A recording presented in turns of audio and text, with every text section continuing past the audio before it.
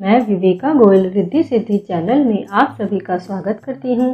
आपने अभी तक हमारे चैनल को सब्सक्राइब नहीं किया है तो कृपया इसे सब्सक्राइब अवश्य कर ले, साथ ही बेल आइकन को भी दबा दें जिससे हमारे आने वाले हर वीडियो की नोटिफिकेशन आपको मिल सके।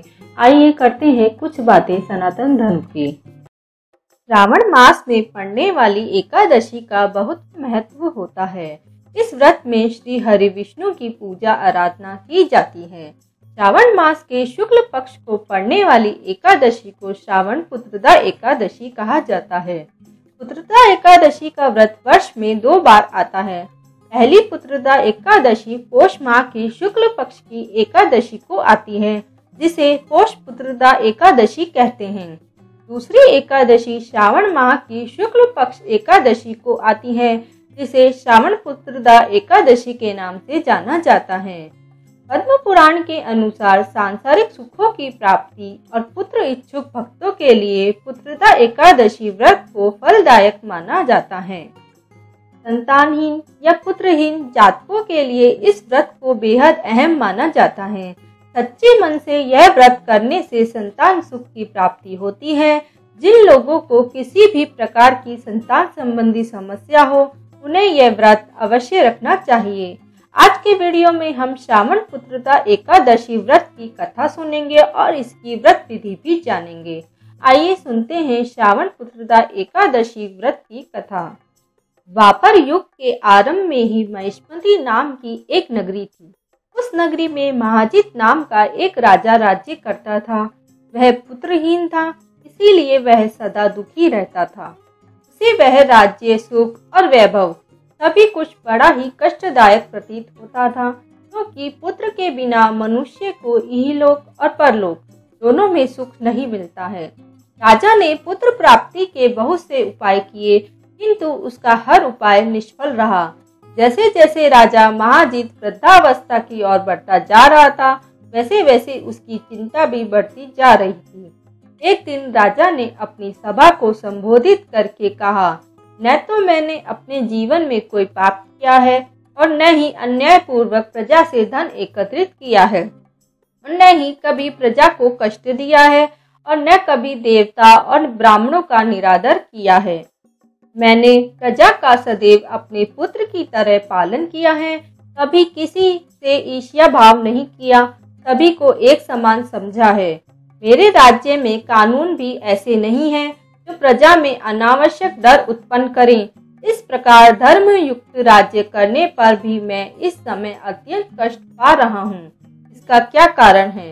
मेरी समझ में कुछ नहीं आ रहा है। आप इस पर विचार करें कि इसका क्या कारण है और क्या इस जीवन में मैं इस कष्ट से मुक्त हो पाऊंगा। राजा के इस कष्ट के निवारण के लिए मंत्री आदि वन को गए, ताकि वहां जाकर किसी ऋषि मुनि को राजा का दुख बताकर कोई समाधान पा सके। वन में जाकर उन्होंने श्रेष्ठ ऋषि मुनियों के दर्शन किए। उस वन में वयोव्रत और धर्म के ज्ञाता महर्षि लोमेश भी रहते थे। वे सभी जन महर्षि लोमेश के पास गए। उन सब ने महर्षि लोमेश को दंडवत प्रणाम किया और उनके सम्मुख बैठ गए। महर्षि के दर्शन से सभी को बड़ी प्रसन्नता हुई और सब ने महर्षि लोमेश से प्रार्थना की, हे देव, हमारे अहोभाग्य हैं कि हमें आपके दर्शनों का सौभाग्य प्राप्त हुआ। मंत्री की बात सुन लोमेश ऋषि ने कहा, हे मंत्रीवर, आप लोगों की विनम्रता और सद्व्यवहार से मैं अति प्रसन्न हूँ। आप मुझसे अपने आने का प्रयोजन कहें, मैं आपके कार्य को अपने सामर्थ्य के अनुसार अवश्य ही करूंगा, क्योंकि हमारा शरीर ही परोपकार के लिए बना है। लोमेश ऋषि के ऐसे मृदु वचन सुनकर मंत्री ने कहा, हे ऋषिवर, आप हमारी सभी बातों को जानने में ब्रह्मा से भी ज्यादा समर्थ हैं, अतः आप हमारे संदेह को दूर कीजिए। महिष्मती नामक नगरी के हमारे महाराज महाजित बड़े ही धर्मात्मा व प्रजावत्सल हैं। वे प्रजा का पुत्र की तरह धर्मानुसार पालन करते हैं, किंतु फिर भी वे पुत्रहीन हैं।